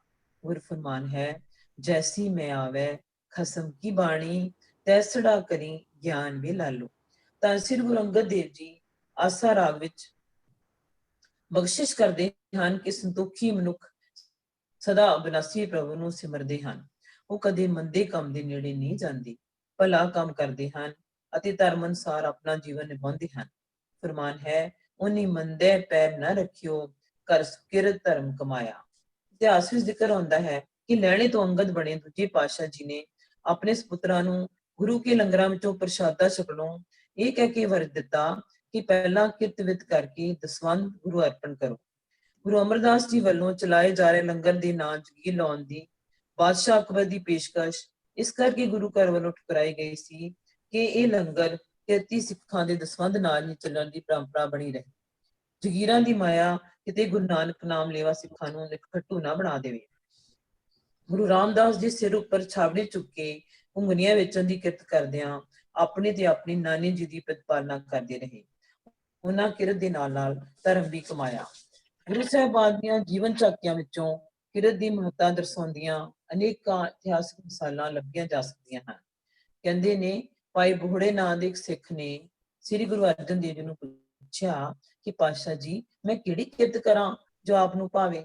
ਗੁਰੂ ਜੀ ਨੇ ਫਰਮਾਇਆ, ਭਾਈ ਸਿੱਖਾ, ਕਿਰਤ ਕੋਈ ਵੀ ਕਰੋ ਜਿਸ ਨਾਲ ਜੀਵਨ ਦਾ ਨਿਰਵਾਹ ਹੋ ਸਕੇ। ਰਿਜ਼ਕ ਰੋਟੀ ਕਮਾਓ ਪਰ ਕਪਟ ਰਹਿਤ ਹੋ ਕੇ। ਆਪਣੀ ਕਮਾਈ ਵਿੱਚੋਂ ਜੋ ਪ੍ਰਭੂ ਹਿੱਤ ਵੰਡ ਕੇ ਛਕੇਗਾ ਉਸਦਾ ਮਨ ਨਿਰਮਲ ਰਹੇਗਾ। ਇਸ ਮੌਕੇ ਦੇ ਵਾਰਤਾਲਾਪ ਨੂੰ ਕਵੀ ਸੰਤੋਖ ਸਿੰਘ ਜੀ ਸੂਰਜ ਪ੍ਰਕਾਸ਼ ਗ੍ਰੰਥ ਵਿੱਚ ਇਉਂ ਅੰਕਿਤ ਕਰਦੇ ਹਨ ਕਿ ਸੁਨ ਗੁਰ ਕਹਿਓ ਕਿਰਤ ਕਰ ਸੋਈ, धर्म समेत निभाओ सोई, कपट विहीन जीव का करे, पर की वस्त छुपाए ना तरै, तिसमें बांट प्रभ हित खावे, तिसको ओ निर्मल हुए जावे। ਧੰਨ ਗੁਰੂ ਹਰਗੋਬਿੰਦ ਸਾਹਿਬ ਜੀ ਪ੍ਰਸ਼ਾਦ ਛਕਣ ਤੋਂ ਪਹਿਲਾਂ ਇੱਕ ਦੋ ਗਰਾਈਆਂ ਦੇ ਨਿੱਕੇ ਨਿੱਕੇ ਟੁਕੜੇ ਕਰਕੇ ਪੰਛੀਆਂ ਨੂੰ ਪਾ ਦਿੰਦੇ ਸਨ। ਗੁਰੂ ਹਰਿਰਾਏ ਸਾਹਿਬ ਜੀ ਦਾ ਹੁਕਮ ਸੀ ਕਿ ਕੁਝ ਵੀ ਹੋਵੇ, ਗੁਰੂ ਕੇ ਲੰਗਰ ਵਿੱਚ ਹਰ ਸਿੱਖ ਜਥਾ ਸ਼ਕਤ ਅਨ ਰਸਦ ਪਾਏ, ਭਾਵੇਂ ਇੱਕ ਚੁਟਕੀ ਆਟਾ ਜਾਂ 4 ਦਾਣੇ ਹੀ ਹੋਣ। ਦਸ਼ਮੇਸ਼ ਪਿਤਾ ਧੰਨ ਸ੍ਰੀ ਗੁਰੂ ਗੋਬਿੰਦ ਸਿੰਘ ਜੀ ਨੇ ਉਸ ਨੌਜਵਾਨ ਤੋਂ ਪਾਣੀ ਲੈਣ ਤੋਂ ਇਨਕਾਰ ਕਰ ਦਿੱਤਾ, ਜਿਸਨੇ ਆਪਣੇ ਹੱਥਾਂ ਨਾਲ ਕਦੇ ਕੋਈ ਕੰਮ ਨਹੀਂ ਕੀਤਾ ਸੀ। ਸ੍ਰੀ ਗੁਰੂ ਗ੍ਰੰਥ ਸਾਹਿਬ ਵਿੱਚ ਕੱਪੜੇ ਸਿਉਣ, ਅੰਗਣ, ਕਪੜਾ ਬੁਣਨ, ਜੁੱਤੀਆਂ ਗੰਢਣ ਅਤੇ ਰਾਜ ਦਰਬਾਰ ਵਿੱਚ ਨੌਕਰੀ ਦੀ ਕਿਰਤ ਕਰਨ ਵਾਲੇ ਰੱਬੀ ਰੰਗ ਵਾਲੇ ਭਗਤਾਂ ਦੀ ਬਾਣੀ ਸ਼ਾਮਲ ਹੋਣਾ ਮਿਹਨਤ ਅਤੇ ਕਿਰਤ ਦੇ ਮਾਨ ਸਨਮਾਨ ਦਾ ਹੀ ਲਖਾਇਕ ਹੈ। 15 ਭਗਤ ਸਾਹਿਬਾਨ ਜਿਨ੍ਹਾਂ ਦੀ ਬਾਣੀ ਧੰਨ ਸ੍ਰੀ ਗੁਰੂ ਗ੍ਰੰਥ ਸਾਹਿਬ ਵਿੱਚ ਅੰਕਿਤ ਹੈ, ਉਹਨਾਂ ਨੇ ਆਪਣੇ ਪਿਤਾ ਪੁਰਖੀ ਕਿਰਤ ਦਾ ਸਨਮਾਨ ਕੀਤਾ ਹੈ, ਸਤਿਕਾਰ ਕੀਤਾ ਹੈ। ਆਪ ਨਾਮ ਜਪਕੇ ਸੱਚੀ ਸੁੱਚੀ ਕਿਰਤ ਕਰਕੇ ਵੰਡ ਛਕਣ ਦੇ ਅਸੂਲਾਂ ਉੱਤੇ ਪਹਿਰਾ ਦੇ ਕੇ ਉੱਤਮ ਪਦਵੀ ਨੂੰ ਹਾਸਲ ਕੀਤਾ ਹੈ। ਭਗਤ ਰਵਿਦਾਸ ਜੀ ਅਨੁਸਾਰ ਕਿਰਤ ਜੇਕਰ ਨੇਕ ਹੋਵੇ ਜਾਂ ਕਿਰਤ ਕੋਈ ਵੀ ਹੋਵੇ, ਇਸ ਤੋਂ ਹੀਨ ਭਾਵਨਾ ਨਹੀਂ ਹੋਣੀ ਚਾਹੀਦੀ। ਕੰਮ ਵੱਡਾ ਛੋਟਾ ਨਹੀਂ ਹੁੰਦਾ, ਕੰਮ ਠੀਕ ਜਾਂ ਗਲਤ ਹੁੰਦਾ ਹੈ, ਜੋ ਕਿ ਮਨੁੱਖ ਦੀ ਇਮਾਨਦਾਰੀ ਉੱਪਰ ਨਿਰਭਰ ਕਰਦਾ ਹੈ। ਭਗਤ ਰਵਿਦਾਸ ਜੀ ਪਸ਼ੂ ਤੇ ਪਿੰਜਰ ਢੋਣ ਦਾ ਕੰਮ ਕਰਦੇ ਸਨ। ਇਸ ਦੀ ਜਾਣਕਾਰੀ ਭਗਤ ਰਵਿਦਾਸ ਜੀ ਨੇ ਆਪ ਇਸ ਤਰ੍ਹਾਂ ਦਿੱਤੀ ਹੈ। ਮੇਰੀ ਜਾਤ ਕੁੱਟ ਵੰਡ ਲਾ, ਢੋਰ ਢਵੰਤਾ ਨਿਤੈ ਬਨਾਰਸੀ ਆਸ ਪਾਸਾ। ਭਗਤ ਨਾਮਦੇਵ ਜੀ ਛਿੰਬਾ ਜਾਤ ਨਾਲ ਸੰਬੰਧਿਤ ਸਨ। ਉਹਨਾਂ ਨੂੰ ਕੱਪੜਿਆਂ ਦੇ ਛੋਪੇ ਪਾਉਂਦੇ ਦੇਖ ਭਗਤ ਲੋਚਨ ਜੀ ਉਹਨਾਂ ਤੋਂ ਪੁੱਛਦੇ ਹਨ ਕਿ ਅੰਬਰੇ ਕਿਉਂ ਠੀਕ ਰਿਹਾ ਹੈ, ਪਰਮਾਤਮਾ ਦੇ ਚਰਨਾਂ ਨਾਲ ਕਿਉਂ ਚਿੱਤ ਨਹੀਂ ਜੋੜਦਾ। ਨਾਮਦੇਵ ਉੱਤਰ ਦਿੰਦਾ ਹੈ ਕਿ ਤਰਲੋਚਨ, ਮੂੰਹ ਨਾਲ ਪਰਮਾਤਮਾ ਦਾ ਨਾਮ ਲੈ, ਹੱਥ ਪੈਰ ਵਰਤ ਕੇ ਸਾਰਾ ਕੰਮ ਕਾਜ ਕਰ ਅਤੇ ਆਪਣਾ ਚਿੱਤ ਮਾਇਆ ਰਹਿਤ ਪਰਮਾਤਮਾ ਨਾਲ ਜੋੜ। ਭਗਤ ਕਬੀਰ ਜੀ ਫਰਮਾਉਂਦੇ ਹਨ, ਨਾਮਾ ਕਹੇ ਤਲੋਚਨਾ, ਮੁਕਤੇ ਰਾਮ ਸਮਾਲ, ਹਾਥ ਪਾਉ ਕਰ ਕਾਮ, ਸਭ ਕੀ ਨਿਰੰਜਨ ਨਾਰ। ਭਗਤ ਕਬੀਰ ਜੀ ਅਨੁਸਾਰ ਕਾਰ ਵਿਹਾਰ ਵਿੱਚ ਠੱਗੀ ਕਰਨੀ ਭਾਰੀ ਮੂਰਖਤਾ ਹੈ। ਜਿੰਨਾ ਪੁੱਤਰ ਇਸਤਰੀ ਆਦਿਕ ਸੰਬੰਧੀਆਂ ਦੀ ਖਾਤਰ ਮਨੁੱਖ ਠੱਗੀ ਠੋਰੀ ਕਰਦਾ ਹੈ, ਅੰਤ ਵਿੱਚ ਸਾਥ ਨਿਭਾਉਣਾ ਤਾਂ ਕਿਤੇ ਰਿਹਾ, ਬੁਢੇਪਾ ਆਇਆ ਹੀ ਉਹ ਖੁਸ਼ ਹੋ ਕੇ ਪਾਣੀ ਦਾ ਘੁੱਟ ਵੀ ਨਹੀਂ ਦਿੰਦੇ। ਸੋਠ ਰਾਗ ਵਿੱਚ ਭਗਤ ਕਬੀਰ ਜੀ ਦਾ ਫਰਮਾਨ ਹੈ, ਬਹੁ ਪਰਪੰਚ ਕਰ ਪਰ ਧਨ ਲਿਆਵੈ, ਸੁਤ ਦਾ ਰਾਹ ਪੈ ਆਨ ਲੁਟਾਵੈ, ਮਨ ਮੇਰੇ ਭੁੱਲੇ ਕਪਟ ਨਾ ਕੀਜੈ, ਅੰਤ ਨਬੇਰਾ ਤੇਰੇ ਜੀ ਪੈ ਲੀਜੈ। ਰਹਿਤਨਾਮੇ ਅਤੇ ਕਿਰਤ ਦਾ ਸਤਿਕਾਰ। ਰਹਿਤਨਾਮਾ ਭਾਈ ਦੇਸਾ ਸਿੰਘ ਵੀ ਕਿਰਤ ਕਰਨ ਲਈ ਉਪਦੇਸ਼ ਕਰਦਾ ਹੈ। ਖੇਤੀ ਵਣਜ ਵਾ ਸ਼ਿਲਪ ਬਣਾਵੇ, ਔਰ ਟਹਿਲ ਜੋ ਮਨ ਮੈਂ ਭਾਵੇ, ਦ੍ਰਿੜ ਹੋਏ ਸੋਈ ਕਾਰ ਕਮਾਵੇ, ਚੋਰੀ ਡਾਕੇ ਕਹੂ ਨਾ ਜਾਵੇ। ਰਹਿਤਨਾਮਿਆਂ ਵਿੱਚ ਹੀ ਸਿੱਖਾਂ ਨੂੰ ਜੀਵਕਾ ਹਿੱਤ ਕਮਾਈ ਕਰਨ ਵਾਸਤੇ ਕੁਝ ਅਜਿਹੇ ਉਪਦੇਸ਼ ਵੀ ਮਿਲਦੇ ਹਨ। ਗੁਰੂ ਕੇ ਸਿੱਖਾਂ ਨੂੰ ਕੋਈ ਕਿਰਤ ਕਰਨੀ ਮਨਾ ਨਹੀਂ ਹੈ। ਖੇਤੀ, ਵਪਾਰ, ਦਸਤਕਾਰੀ ਜਾਂ ਸੇਵਾ ਜੋ ਮਨ ਨੂੰ ਚੰਗੀ ਲੱਗੇ ਦ੍ਰਿੜ ਹੋ ਕੇ ਕਰੇ, ਪਰ ਚੋਰੀ ਡਾਕਾ ਕਦੇ ਨਾ ਕਰੇ। ਜੇ ਕਿਤੇ ਨੌਕਰੀ ਵੀ ਕਰਨੀ ਪਵੇ ਤਾਂ ਬੇਪਰਵਾਹ ਹੋ ਕੇ ਅਣਖ ਨਾਲ ਕਰੇ। ਤਨਖਾਹ ਵਿੱਚ ਹੀ ਲੋੜ ਪੈਣ ਤੇ ਤਨਖਾਹ ਵਿੱਚ ਹੀ ਗੁਜ਼ਾਰਾ ਕਰੇ, ਰਿਸ਼ਵਤ ਕਦੇ ਨਾ ਲਏ। ਜੇ ਸਿਪਾਹੀਗਿਰੀ ਕਰੇ ਤਾਂ ਲੜਾਈ ਵਿੱਚ ਲੋੜ ਪੈਣ ਤੇ ਸੂਰਬੀਰਤਾ ਦਿਖਾਵੇ। ਸਿੱਖ ਵਿਦਵਾਨ ਵਿਦੇਸ਼ੀ ਵਿਦਵਾਨਾਂ ਅਤੇ ਕਿਰਤ ਦਾ ਸਨਮਾਨ। ਇਸ ਸੰਸਾਰ ਵਿੱਚ ਕੋਈ ਵੀ ਆਦਮੀ ਅਜਿਹਾ ਪੈਦਾ ਨਹੀਂ ਹੋਇਆ ਜਿਸ ਦਾ ਕੰਮ ਉਸਦੇ ਨਾਲ ਪੈਦਾ ਨਾ ਹੋਇਆ ਹੋਵੇ। ਸੰਸਾਰ ਵਿੱਚ ਹਮੇਸ਼ਾ ਕੰਮ ਹੈ, ਕੰਮ ਕਰਨ ਦੇ ਔਜ਼ਾਰ ਹਨ, ਪਰ ਇਹ ਉਹਨਾਂ ਲਈ ਹਨ ਜੋ ਕੰਮ ਕਰਨਾ ਚਾਹੁੰਦੇ ਹਨ। ਫਿਰ ਸੁਣੋ ਜੀ ਕਿ ਸੰਸਾਰ ਵਿੱਚ ਕੋਈ ਵੀ ਆਦਮੀ ਅਜਿਹਾ ਪੈਦਾ ਨਹੀਂ ਹੋਇਆ ਜਿਸ ਦਾ ਕੰਮ ਉਸਦੇ ਨਾਲ ਪੈਦਾ ਨਾ ਹੋਇਆ ਹੋਵੇ। ਸੰਸਾਰ ਵਿੱਚ ਹਮੇਸ਼ਾ ਕੰਮ ਹੈ, ਕੰਮ ਕਰਨ ਦੇ ਔਜ਼ਾਰ ਹਨ, ਪਰ ਇਹ ਉਹਨਾਂ ਲਈ ਹਨ ਜੋ ਕੰਮ ਕਰਨਾ ਚਾਹੁੰਦੇ ਹਨ। ਸਵੀਟ ਮਾਰਡਨ ਆਪਣੀ ਪੁਸਤਕ ਉੱਠੋ ਮਹਾਨ ਬਣੋ ਵਿੱਚ ਇਸ ਪ੍ਰਕਾਰ ਲਿਖਦਾ ਹੈ, ਜੀਵਨ ਤਾਂ ਉਸਦਾ ਹੈ, ਜੀਵਨ ਤਾਂ ਉਸਦਾ ਹੈ ਜੋ ਕਰਮ ਜੋਗੀ ਹੈ, ਜੋ ਕਰਮ ਵਿੱਚ ਵਿਸ਼ਵਾਸ ਰੱਖਦਾ ਹੈ ਅਤੇ ਜਿਸ ਦੇ ਵਿਚਾਰ ਵਿੱਚ ਮਿਹਨਤ ਹੀ ਪੂਜਾ ਹੈ। ਪੰਜਾਬ ਦੀ ਧਰਤੀ ਨੂੰ ਗੁਰਾਂ ਦੇ ਨਾਂ ਤੇ ਜਿਉਂਦੀ ਥਿੰਦੀ ਆਖਣ ਵਾਲੇ ਮਹਾਨ ਸ਼ਾਇਰ ਪ੍ਰੋਫੈਸਰ ਪੂਰਨ ਸਿੰਘ ਦੇ ਕਿਰਤ ਬਾਰੇ ਲਿਖੇ ਹੋਏ ਵਿਚਾਰ ਗੁਰਮਤ ਫਲਸਫੇ ਦੀ ਵਿਆਖਿਆ ਹੀ ਕਰ ਰਹੇ ਜਾਪਦੇ ਹਨ। ਕਿਰਤ ਦੇ ਸਿਰਲੇਖ ਹੇਠ ਆਪ ਲਿਖਦੇ ਹਨ, ਸਿਆਣਿਆਂ ਜੋ ਇਹ ਕਿਹਾ ਕਿ ਨਿਕੰਮਾ ਮਨ ਸ਼ੈਤਾਨ ਦੀ ਆਪਣੀ ਟਕਸਾਲ ਹੋ ਜਾਂਦਾ ਹੈ, ਇਸ ਕਥਨ ਵਿੱਚ ਬੜਾ ਸੱਚ ਭਰਿਆ ਪਿਆ ਹੈ। ਸੁੱਚੀ ਕਿਰਤ ਕਰਨ ਵਾਲੇ ਦੇ ਹੱਥ ਪੈਰ ਆਪ ਮੁਹਾਰੇ ਪਾਕ ਹੋ ਜਾਂਦੇ ਹਨ। ਸੁੱਚੀ ਕਿਰਤ ਕਰਨ ਵਾਲੇ ਦਾ ਸਹਿਜ ਸੁਭਾਅ ਇਹ ਅਨੁਭਵ ਹੁੰਦਾ ਹੈ ਕਿ ਮੇਰਾ ਤਾਂ ਕੰਮ ਕਰਨਾ ਹੀ ਬੰਦਾ ਹੈ, ਫਲ ਦੇਣ ਵਾਲਾ ਤਾਂ ਕੋਈ ਹੋਰ ਹੈ। ਉਹਨਾਂ ਵਿਰੜਾ ਮੀਰਾ ਨੂੰ ਉਸ ਤੋਂ ਕਦੀ ਨਹੀਂ ਆ ਸਕਦਾ ਜਿਹੜਾ ਕਿਰਤੀ ਦੀ ਹੱਡੀ ਵਿੱਚ ਕਿਰਤ ਪੈਦਾ ਕਰਦੀ ਹੈ। ਪ੍ਰੋਫੈਸਰ ਸਾਹਿਬ ਸਿੰਘ ਤਾਂ ਕਿਰਤ ਤੋਂ ਕਿਨਾਰਾ ਕਰਕੇ ਖੁਦ ਨੂੰ ਚਿੰਤਕ ਅਖਵਾਉਂਦੇ ਉਹਨਾਂ ਤਥਾ ਕਥਿਤ ਫਿਲਾਸਫਰ ਟਾਈਪ ਵਿਅਕਤੀਆਂ ਦੇ ਚਿੰਤਨ ਨੂੰ ਮਾਲ ਮੈਲਾ ਕਰਨ ਦਾ ਸਾਧਨ ਹੀ ਮੰਨਦੇ ਨੇ। ਮਾਨਸਿਕ ਚਿੰਤਨ ਕਿੰਨਾ ਹੀ ਉੱਚਾ ਕਿਉਂ ਨਾ ਹੋਵੇ, ਰੂਹ ਨੂੰ ਸਾਫ਼ ਨਹੀਂ ਕਰਦਾ, ਮੈਲਾ ਕਰਦਾ ਹੈ। ਪਰ ਸਰੀਰ ਨਾਲ ਕੀਤੀ ਕਿਰਤ ਆਪ ਮੁਹਾਰੀ ਜਿਸ ਤਰ੍ਹਾਂ ਬਿਰਸ਼ਾਂ ਉੱਤੇ ਫਲ ਫੁੱਲ ਆਉਣ ਲੱਗਦੇ ਹਨ, ਸਿਦਕ ਤੇ ਪਿਆਰ ਦੀ ਰਬਤਾ ਵਿੱਚ ਜੀਣ ਲੱਗਦੀ ਹੈ। ਸਾਰਾਂਸ਼ ਕੰਕਲੂਜ਼ਨ ਕੀ ਹੈ ਇਸ ਸਾਰੀ ਵਿਚਾਰ ਦਾ, ਕਿ ਚੰਗੇ ਮਨੁੱਖ ਨੂੰ ਪਰਮਾਤਮਾ ਦੇ ਹੁਕਮ ਵਿੱਚ ਰਹਿੰਦੇ ਹੋਏ ਸੰਸਾਰ ਵਿੱਚ ਨੇਕ ਕਾਰ ਵਿਹਾਰ ਕਰਦਿਆਂ ਹੋਇਆਂ ਪ੍ਰਭੂ ਨਾਮ ਦੀ ਆਰਾਧਨਾ ਨੂੰ ਹਮੇਸ਼ਾ ਪ੍ਰਮੁਖਤਾ ਦੇਣੀ ਸੋਭਦੀ ਹੈ। ਇਹੀ ਕਾਮਯਾਬ ਜ਼ਿੰਦਗੀ ਦਾ ਲਕਸ਼ ਹੈ। ਉਦਮ ਗ੍ਰਸਤੀ ਜੀਵਨ ਦੀ ਪ੍ਰੇਰਨਾ। ਸ੍ਰੀ ਗੁਰੂ ਗ੍ਰੰਥ ਸਾਹਿਬ ਜੀ ਵਿੱਚ ਉਦਮੀ ਜੀਵਨ ਤੇ ਬਹੁਤ ਜ਼ੋਰ ਦਿੱਤਾ ਗਿਆ ਹੈ, ਤਾਂ ਕਿ ਮਨੁੱਖ ਚੰਗਾ ਗ੍ਰਸਤੀ ਇਨਸਾਨ ਬਣਦਿਆਂ ਹੋਇਆਂ ਆਪਣੇ ਪਰਿਵਾਰ, ਸਮਾਜ, ਦੇਸ਼, ਭਾਈਚਾਰੇ ਅਤੇ ਧਰਮ ਲਈ ਯੋਗ ਅਤੇ ਲਾਹੇਵੰਦੀ ਸਾਰਥਕ ਭੂਮਿਕਾ ਨਿਭਾ ਸਕੇ। Positive role. ਗੁਰਬਾਣੀ ਅਨੁਸਾਰ ਉਦਮ ਕਰਨ ਨਾਲ ਮਨ ਨਿਰਮਲ ਹੁੰਦਾ ਹੈ, ਹਿਰਦਾ ਸ਼ੀਤਲ ਹੁੰਦਾ ਹੈ ਅਤੇ ਮਾਨਸਿਕ ਤ੍ਰਿਪਤੀ ਤੇ ਆਤਮਿਕ ਆਨੰਦ ਦੀ ਪ੍ਰਾਪਤੀ ਹੁੰਦੀ ਹੈ। ਉਦਮ ਕਰਤ ਆਨੰਦ ਪਿਆ ਸਿਮਰਤ ਸੁਖ ਸਾਰ। ਮਨੁੱਖ ਨੇ ਉਦਮ ਕਰਕੇ ਨੇਕ ਕਿਰਤ ਕਮਾਈ ਕਰਨੀ ਹੈ, ਇਸ ਤੋਂ ਸਭ ਸੁਖ ਪ੍ਰਾਪਤ ਹੋਣੇ ਹਨ। ਉਹੀ ਕਮਾਈ ਸਫਲ ਹੈ ਜਿਸ ਤੋਂ ਸੁਖ ਸ਼ਾਂਤੀ ਮਿਲੇ, ਤੇ ਅਜਿਹੀ ਕਮਾਈ ਨੇਕ ਕਿਰਤ ਦੀ ਕਮਾਈ ਹੈ, ਸੁੱਚੀ ਕਮਾਈ। ਨਾਮ ਜਪਨ, ਕਿਰਤ ਕਰਨ ਅਤੇ ਵੰਡ ਛਕੋ ਦੇ ਗੁਰਮਤਿ ਸਿਧਾਂਤ ਜਿਹੜੇ ਸਿੱਖ ਨੂੰ ਇੱਕ ਪਾਸੇ ਅਕਾਲ ਪੁਰਖ ਨਾਲ ਜੋੜਦੇ ਹਨ, ਦੂਜੇ ਪਾਸੇ ਉਸ ਮਨੁੱਖਤਾ ਪ੍ਰਤੀ ਭਰਾਤਰੀ ਭਾਵ ਬ੍ਰਦਰਹੁੱਡ ਪਰਪੱਕ ਕਰਦੇ ਹਨ। ਇਸ ਤਰ੍ਹਾਂ ਕਰਨ ਨਾਲ ਦੂਜੇ ਪ੍ਰਤੀ ਦਇਆ, ਹਮਦਰਦੀ ਅਤੇ ਸੰਤੋਖ ਉਤਪੰਨ ਹੁੰਦੇ ਹਨ, ਜੋ ਮਨੁੱਖ ਮਾਤਰ ਵਿੱਚ ਧਰਮ ਉਜਾਗਰ ਕਰਦੇ ਹਨ। ਮਨ ਨੀਵਾਂ ਅਤੇ ਮੱਤ ਉੱਚੀ ਦਾ ਮਾਲਕ। ਆਪਾਂ ਹਰ ਰੋਜ਼ ਅਰਦਾਸ ਦੇ ਵਿੱਚ ਮਨ ਨੀਵਾਂ ਤੇ ਮੱਤ ਉੱਚੀ ਮੰਗਦੇ ਹਾਂ। ਸਿੱਖ ਗਰੀਬੀ ਭਾਵ ਨਿਮਰਤਾ ਦਾ ਵਰਦਾਨ ਕਰਕੇ ਸਮਾਜ ਵਿੱਚ ਕਰਮਸ਼ੀਲ ਰਹਿਣਾ ਚਾਹੁੰਦਾ ਹੈ, ਤਾਂ ਜੋ ਦਸਾਂ ਨੌਂ ਦੀ ਕਿਰਤ ਕਰਕੇ ਆਪਣਾ ਨਿਰਵਾਹ ਕਰ ਸਕੇ। ਉਹ ਮਲਕ ਭਾਗੂ ਨਾਲੋਂ ਭਾਈ ਲਾਲੋ ਬਣ ਕੇ ਵਧੇਰੇ ਸੰਤੋਖ ਤੇ ਆਨੰਦ ਵਿੱਚ ਰਹਿੰਦਾ ਹੈ। ਕਿੰਨੀ ਅਜੀਬ ਲੋਚਾ ਹੈ ਗੁਰੂ ਰਾਹੀ ਦੀ। ਗੁਰੂ ਆਸ਼ੀ ਅਨੁਸਾਰ ਨੇਕ ਕਿਰਤ ਕਰਨ ਤੇ ਵੰਡ ਛਕਣ ਦੀ ਪ੍ਰਵਿਰਤੀ, ਸੇਵਾ ਤੇ ਸਿਮਰਨ ਦੀ ਲਗਨ ਮਨੁੱਖ ਨੂੰ ਇਸ ਸੰਸਾਰ ਦਾ ਸਫਲ ਸ਼ਹਿਰੀ ਬਣਾਉਂਦੀ ਹੈ। ਇਸ ਲਈ ਮਾਇਆ ਨੂੰ ਜੱਫਾ ਮਾਰਨ ਦੀ ਆਦਤ ਨੂੰ ਸ਼ਕਤੀਸ਼ਾਲੀ ਕਰਨ ਦੀ ਥਾਂ ਵੰਡ ਛਕਣ ਤੇ ਕਾਲ ਖਾਏ ਕਿ ਹੱਥੋਂ ਦੇ ਦੀ ਸੋਚ ਨੂੰ ਉਭਾਰਨਾ ਚਾਹੀਦਾ ਹੈ। ਫਿਰ ਸੁਣਨਾ ਜੀ ਕਿ ਗੁਰੂ ਆਸ਼ੀ ਅਨੁਸਾਰ ਨੇਕ ਕਿਰਤ ਕਰਨ ਤੇ ਵੰਡ ਛਕਣ ਦੀ ਪ੍ਰਵਿਰਤੀ, ਸੇਵਾ ਤੇ ਸਿਮਰਨ ਦੀ ਲਗਨ ਮਨੁੱਖ ਨੂੰ ਇਸ ਸੰਸਾਰ ਦਾ ਸਫਲ ਸ਼ਹਿਰੀ ਬਣਾਉਂਦੀ ਹੈ। ਇਸ ਲਈ ਮਾਇਆ ਨੂੰ ਜੱਫਾ ਮਾਰਨ ਦੀ ਆਦਤ ਨੂੰ ਸ਼ਕਤੀਸ਼ਾਲੀ ਕਰਨ ਦੀ ਥਾਂ ਵੰਡ ਛਕਣ ਤੇ ਕਾਲ ਖਾਏ ਕਿ ਹੱਥੋਂ ਦੇ ਦੀ ਸੋਚ ਨੂੰ ਉਭਾਰਨਾ ਚਾਹੀਦਾ ਹੈ, ਜਿਹੜੀ ਬਹੁਤ ਉਪਯੋਗੀ ਤੇ ਮਹੱਤਵਪੂਰਨ ਹੈ। ਇਸ ਨਾਲ ਕੀ ਹੁੰਦਾ ਹੈ? ਹੱਥ ਸੁੱਚੇ, ਮਨ ਨਿਰਮਲ, ਚਿੱਤ ਪ੍ਰਸੰਨ ਤੇ ਆਤਮਾ ਸਵੱਛ ਰਹਿੰਦੀ ਹੈ ਤੇ ਦਤਾਰੇ ਨਾਲ ਪਿਆਰ ਜਗਦਾ ਹੈ। ਕਵੀ ਸਰਦਾਰ ਕਰਮਜੀਤ ਸਿੰਘ ਜੀ ਨੂਰ ਦੀ ਕਲਮ ਸਤਿਗੁਰ ਨਾਨਕ ਪ੍ਰਗਟਿਆ ਨਾਮ ਕਵਿਤਾ ਵਿੱਚ ਅਜਿਹਾ ਭਾਵ ਇਸ ਤਰ੍ਹਾਂ ਲਿਖਦੀ ਹੈ ਕਿ ਕਿਰਤ ਕਰਨੀ ਤੇ ਚਾਹੀਦਾ ਵੰਡ ਛਕਣਾ, ਕਿਰਤ ਕਰਨੀ ਤੇ ਚਾਹੀਦਾ ਵੰਡ ਛਕਣਾ, ਨਾਮ ਜਪਨ ਦਾ ਕਰਨ ਪ੍ਰਚਾਰ ਆਇਆ, ਸੱਚੇ ਸੁੱਚੇ ਸਮਾਜ ਦੀ ਸਿਰਜਣਾ ਲਈ ਰੱਬ ਧਾਰ ਕੇ ਆਪ ਅਵਤਾਰ ਆਇਆ। ਹਰ ਚੰਗੀ ਸੋਚ ਰੱਖਣ ਵਾਲੇ ਇਨਸਾਨ ਨੂੰ ਚਾਹੀਦਾ ਹੈ ਕਿ ਉਹ ਦੁਨੀਆ ਦੇ ਕਿਰਤੀ ਅਬਰਾਹਮ ਲਿੰਕਨ ਦੇ ਜੀਵਨ ਨੂੰ ਪੜ੍ਹੇ ਕਿ ਕਿਵੇਂ ਉਹ ਕੱਖਾਂ ਦੀ ਕੁੱਲੀ ਚੋਂ ਨਿਕਲ ਕੇ ਵਾਈਟ ਹਾਊਸ ਜਾ ਕੇ ਅਮਰੀਕਾ ਦਾ 16ਵਾਂ ਰਾਸ਼ਟਰਪਤੀ ਬਣਿਆ। ਸੋ ਗੁਰੂ ਪਿਆਰਿਓ, ਪਰਮਾਤਮਾ ਅੱਗੇ ਇਹ ਅਰਦਾਸ ਹੈ ਕਿ ਕਿਰਤ ਦੀ ਮਹਾਨਤਾ ਦੀ ਲੋਕਾਂ ਨੂੰ ਫਿਰ ਸਮਝ ਆ ਜਾਵੇ ਅਤੇ ਬਾਣੀ ਦੇ ਚਾਨਣ ਵਿੱਚ ਮਨੁੱਖ ਨੂੰ ਆਪਣੇ ਜੀਵਨ ਦੇ ਅਸਲੀ ਰਸਤੇ ਤੇ ਚੱਲਣ ਦੀ ਸੂਝੀ ਪ੍ਰਾਪਤ ਹੋ ਜਾਵੇ।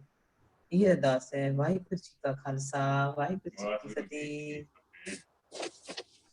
ਵਾਹਿਗੁਰੂ ਜੀ ਕਾ ਖਾਲਸਾ, ਵਾਹਿਗੁਰੂ ਜੀ ਕੀ ਫਤਿਹ। ਬਹੁਤ ਧੰਨਵਾਦ ਹੈ ਜੀ ਮਿਸਿਸ ਅੰਮ੍ਰਿਤਪਾਲ ਕੌਰ ਜੀ ਹਣਾ ਦਾ।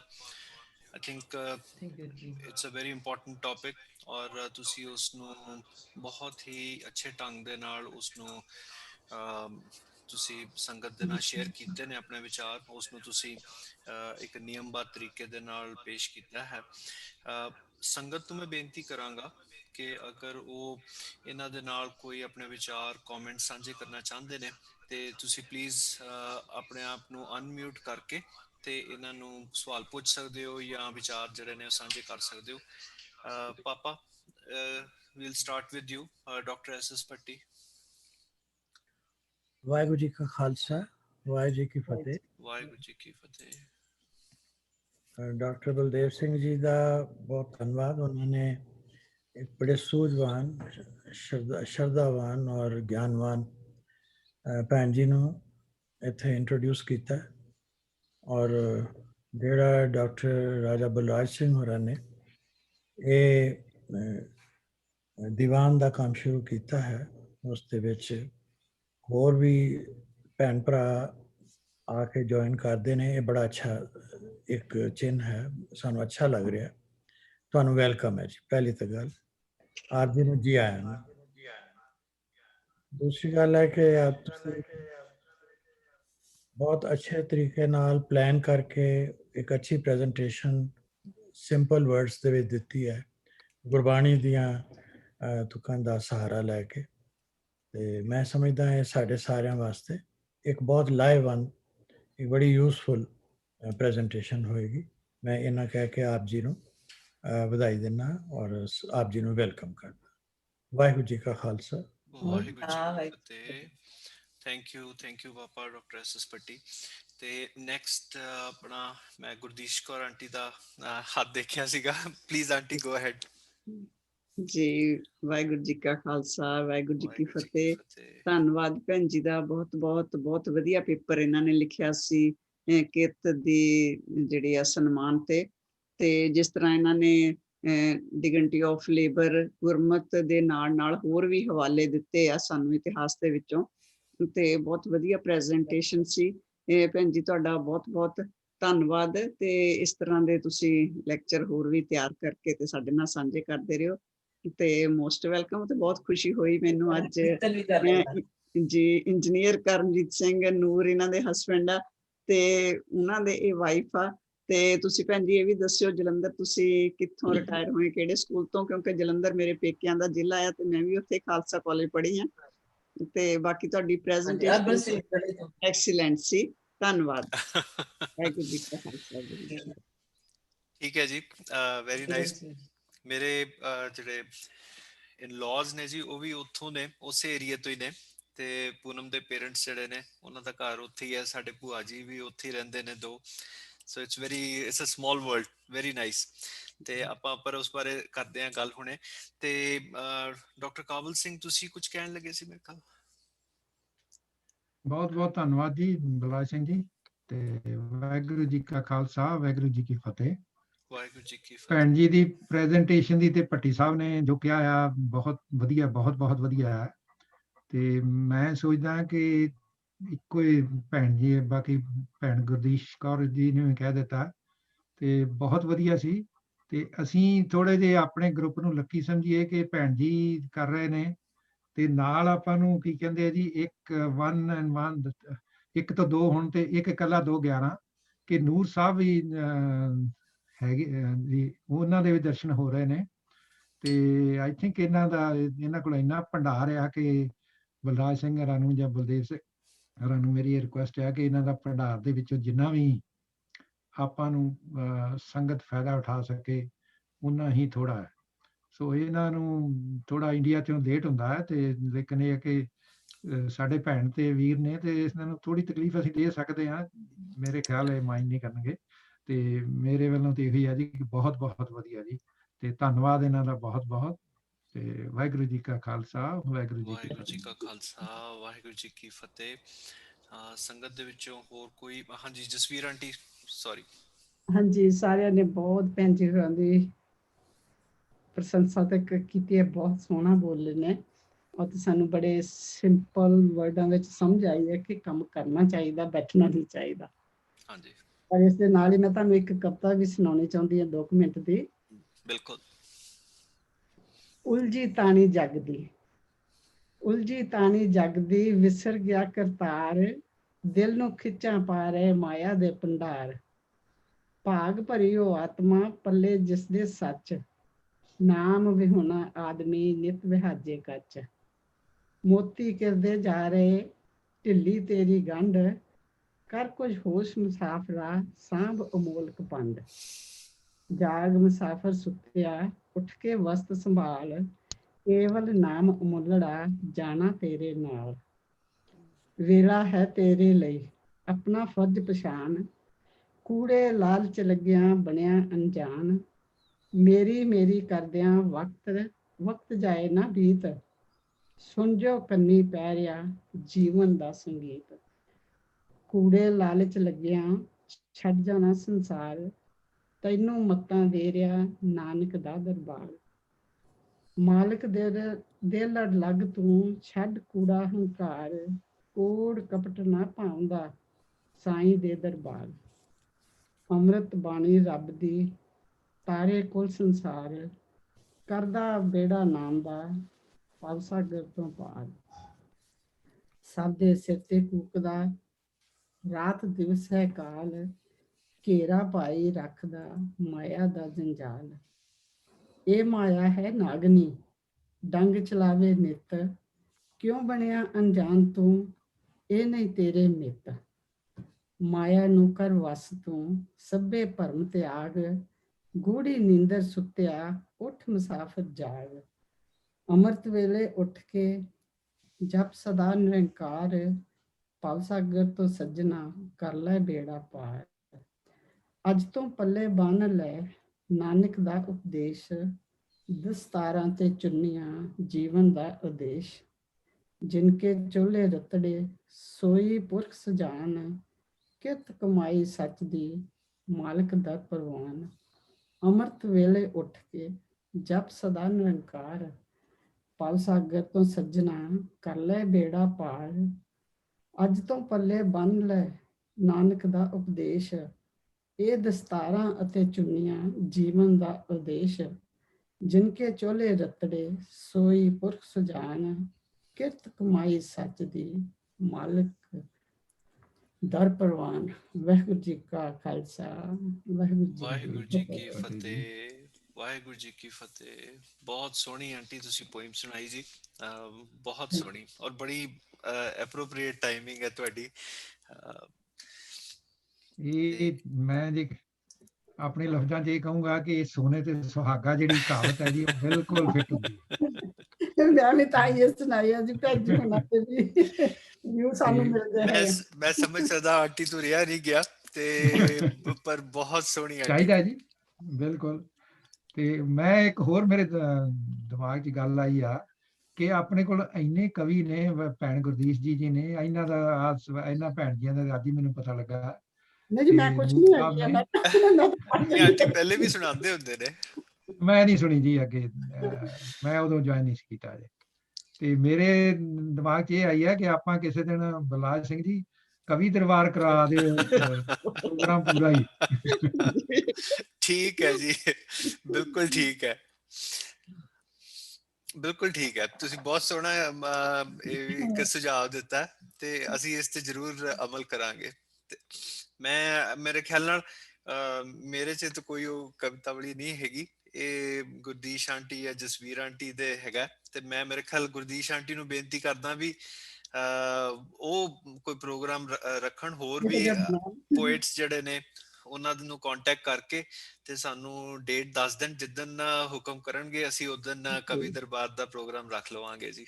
ਜ਼ਰੂਰ ਜੀ, ਸਾਨੂੰ ਕਵੀਆਂ ਨੂੰ ਹੋਰ ਕੀ ਚਾਹੀਦਾ, ਸਾਨੂੰ ਤਾਂ ਸਰੋਤੇ ਚਾਹੀਦੇ ਆ। ਜਸਵੰਤ ਸਿੰਘ ਸੇਖੋਂ ਜੀ ਹੈਗੇ ਆ, ਸੇਖੋਂ ਸਾਹਿਬ ਨੇ ਕਵੀ ਵੀ ਆ। ਚਾਰ ਤੇ ਹੈਗੇ ਹੀ ਆ ਜੀ, ਇਹ ਭੈਣ ਜੀ ਦੋ ਹੋ ਗਏ ਤੇ ਸੇਖੋਂ ਸਾਹਿਬ ਹੋ ਗਏ ਤੇ ਨੂਰ ਸਾਹਿਬ ਦੇ ਜੀ, ਉਹ ਵੀ ਹਾਂ ਚਾਰ ਤਾਂ ਹੋ ਗਏ, ਹੋਰਨਾਂ ਨੂੰ ਗੰਢ ਲਵਾਂਗੇ, ਨਾਲ ਬੁਲਾ ਲਾਂਗੇ। ਚਾਰ ਬਹੁਤ ਠੀਕ ਹੈ ਜੀ, ਚਲੋ ਜਿਵੇਂ ਵੀ ਤੁਹਾਡਾ ਦਿਲ ਕਰੇ ਜੀ। ਬਹੁਤ ਅੱਛਾ ਸੁਝਾਅ ਹੈ ਜੀ ਆਂਟੀ, ਉਹਨੇ ਤੁਹਾਡੀ ਡਿਊਟੀ ਹੈ ਜੀ। ਕੋਈ ਗੱਲ ਮੈਂ ਬਲਦੇਵ ਬੋਲ ਰਿਹਾ ਜੀ। ਮੈਂ ਡਾਕਟਰ ਇੰਦਰਜੀਤ ਸਿੰਘ ਵਾਸੂ ਉਹਨਾਂ ਨੂੰ ਵੀ ਦੇਖ ਰਿਹਾ ਜੀ, ਉਹ ਵੀ ਪਾਰਟਿਸਿਪੇਟ ਕਰ ਰਹੇ ਨੇ, ਜਿਨ੍ਹਾਂ ਦੀ ਕਵਿਤਾ ਮੈਂ ਕੱਲ ਪੜ੍ਹੀ ਸੀ। ਅੱਛਾ ਜੀ, ਜੀ ਆਇਆਂ ਨੂੰ ਜੀ ਡਾਕਟਰ ਸਾਹਿਬ। ਹਾਂਜੀ, ਵਾਹਿਗੁਰੂ ਜੀ ਕਾ ਖਾਲਸਾ, ਵਾਹਿਗੁਰੂ ਜੀ ਕੀ ਫਤਿਹ। ਇਹ ਵੀ ਉਹ ਫਗਵਾੜੇ ਤੋਂ ਹਾਂਜੀ ਹੈਗੇ ਨੇ। ਠੀਕ ਹੈ ਜੀ, ਉਹਨਾਂ ਮਿਊਟ ਤੇ ਨੇ। ਵਾਸੂ ਸਾਹਿਬ ਦਾ ਵੀ ਬਹੁਤ ਬਹੁਤ ਸਵਾਗਤ ਜੀ, ਇਹਨਾਂ ਨੂੰ ਵੀ ਬਹੁਤ ਪੜ੍ਹਿਆ ਸੁਣਿਆ ਹੋਇਆ। ਬੜੇ ਮਹਾਨ ਪੰਥਕ ਕਵੀ ਇਹ ਸਾਰੇ। ਉਹ ਨਾ ਮਿਊਟ ਤੇ ਨੇ। ਦੋ ਚਾਰ ਬੰਦ ਸੁਣ ਲਓ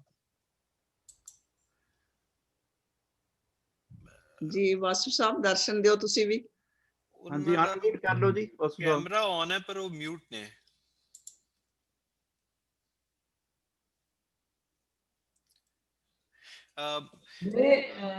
ਵਾਧਵਾ ਅੰਕਲ ਤੁਸੀਂ ਕੁਝ ਕਹਿਣ ਲੱਗੇ ਸੀਗੇ ਜੀ। ਵਾਹਿਗੁਰੂ ਜੀ ਕਾ ਖਾਲਸਾ ਵਾਹਿਗੁਰੂ ਜੀ ਫਤਿਹ।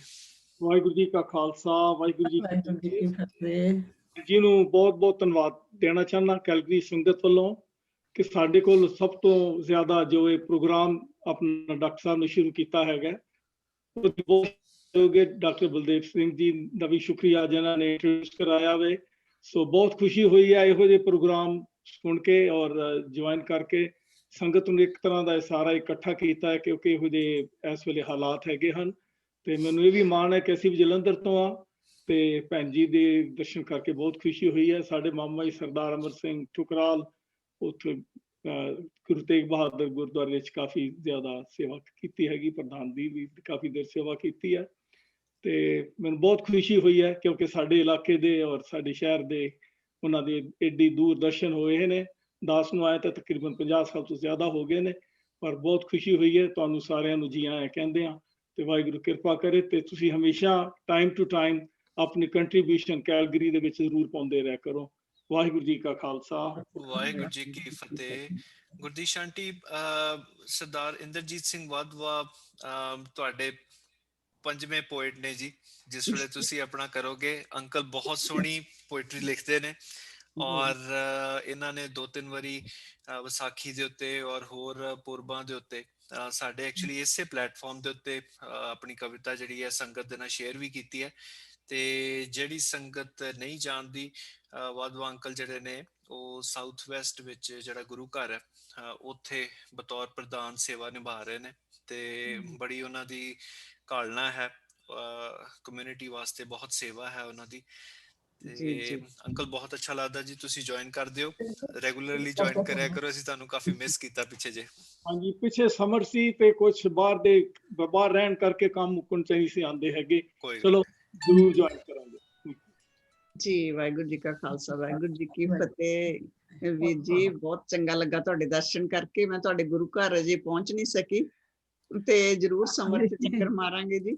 ਤੇ ਮੈਂ ਕਿਹਾ ਹੋਇਆ ਬੱਚਿਆਂ ਨੂੰ ਕਿ ਮੈਨੂੰ ਸਾਊਥ ਵੈਸਟ ਵਾਲਾ ਗੁਰੂ ਘਰ ਵੀ ਦਿਖਾ ਕੇ ਲਿਆਓ ਤੇ ਜ਼ਰੂਰ ਆਵਾਂਗੇ ਉੱਥੇ ਜੀ। ਮੈਂ ਇੱਥੇ ਕਮੈਂਟ ਦੇਣਾ ਚਾਹੁੰਦਾ ਕਿ ਸਾਰੇ ਅਲਬਰਟਾ ਵਿੱਚ ਸਭ ਤੋਂ ਪਹਿਲਾਂ ਗੁਰੂ ਘਰ ਜੋ ਬਣਿਆ ਹੈ ਜੀ ਮੈਂ ਇਸ ਬਾਰੇ ਪੜ੍ਹਿਆ ਹਾਂਜੀ ਅਸੀਂ ਆਪਣੇ ਹੱਥਾਂ ਨਾਲ ਬਣਾਇਆ। ਇਹਦੇ ਚ ਸਾਡੀ ਕੰਟਰੀਬਿਊਸ਼ਨ ਆਪਣੀ ਹੱਥਾਂ ਦੀ ਕੰਟਰੀਬਿਊਸ਼ਨ ਹੈ। ਕਮਿਊਨਿਟੀ ਬੜੀ ਛੋਟੀ ਜਿਹੀ ਸੀ 20-25 ਫੈਮਲੀਆਂ ਤੋਂ ਸਟਾਰਟ ਕੀਤਾ ਸੀ ਤੇ ਵਾਹਿਗੁਰੂ ਨੇ ਕਿਰਪਾ ਕੀਤੀ ਤੇ ਬੜਾ ਇਕੱਠ ਹੁੰਦਾ ਸੀ ਬੜਾ ਜੋੜ ਮੇਲਾ ਹੋ ਕੇ ਤੇ ਸਾਰਿਆਂ ਨੇ ਹੱਥੀਂ ਗੁਰਦੁਆਰਾ ਤੇ ਦਾਸ ਨੂੰ ਬੜਾ ਮਾਣ ਹੈ ਇਸ ਗੱਲ ਦਾ। ਸੰਗਤ ਨੇ ਮਾਣ ਦਿੱਤਾ।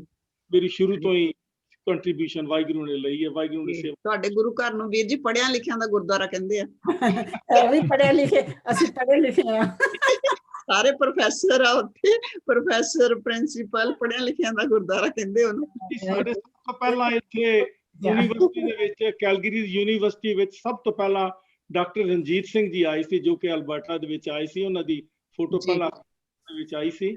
ਕੱਲ ਡਾਕਟਰ ਬਲਦੇਵ ਸਿੰਘ ਜੀ ਕਹਿ ਰਹੇ ਸੀ ਸਿੱਖਾਂ ਦੀ ਕੰਟਰੀਬਿਊਸ਼ਨ ਯੂਨੀਵਰਸਿਟੀਆਂ 'ਚ ਨਹੀਂ ਸੀ ਹੈ ਪਰ ਕੈਲਗਰੀ ਦੇ ਵਿੱਚ ਸਭ ਤੋਂ ਪਹਿਲਾਂ ਡਾਕਟਰ ਰਣਜੀਤ ਸਿੰਘ ਜੀ ਧਾਲੀਵਾਲ ਜੋ ਹੈ ਨੇ ਉਹ ਮੈਥਮੈਟੀਸ਼ੀਅਨ ਡੀਨ ਵੀ ਰਹੇ ਨੇ ਕੈਲਗਰੀ ਦੇ ਵਿੱਚ। ਸੋ ਉਹਨਾਂ ਦਾ ਮਾਣ ਹੈ। ਡਾਕਟਰ ਅਟਾਰੀ ਵਾਲਾ ਸਿੰਘ ਸਾਹਿਬ ਗੁਰਚਰਨ ਸਿੰਘ ਅਟਾਰੀ ਵਾਲਾ ਡਾਕਟਰ ਰਿਸ਼ਪਾਲ ਸਿੰਘ ਇਹ ਸਾਰਿਆਂ ਨੇ ਰਲ ਮਿਲ ਕੇ ਅਸਾਂ ਸਭ ਨੇ ਸ਼ੁਰੂ ਕੀਤਾ ਸੀ ਤੇ ਸਾਨੂੰ ਇਸ ਚੀਜ਼ ਦਾ ਬਹੁਤਾ ਮਾਣ ਹੈ ਕਿ ਸੰਗਤ ਨੇ ਸਾਨੂੰ ਪੂਰਾ ਸਹਿਯੋਗ ਦੇ ਕੇ ਅਸੀਂ ਇੱਥੇ ਤੱਕ ਪਹੁੰਚੇ ਹਾਂ। ਵਾਹਿਗੁਰੂ ਕਿਰਪਾ ਕਰੇ ਸਭ ਨੂੰ ਜੀ। ਕਿਸੇ ਦਿਨ ਆਪਣੇ ਗੁਰੂ ਘਰ ਦਾ ਇਤਿਹਾਸ ਦੱਸਿਓ ਜੀ ਕਿਵੇਂ ਜ਼ਰੂਰ ਜੀ ਜ਼ਰੂਰ। ਆਪਣਾ ਵੀ ਬਹੁਤ ਮੈਨੂੰ 50 ਸਾਲ ਤੋਂ ਜ਼ਿਆਦਾ ਹੋ ਗਏ ਨੇ ਜਦੋਂ ਕਿ ਅਸੀਂ 10-15 ਫੈਮਲੀਆਂ ਤੋਂ ਸਟਾਰਟ ਹੋਏ ਸੀ ਇੱਥੇ। ਓਕੇ ਜੀ।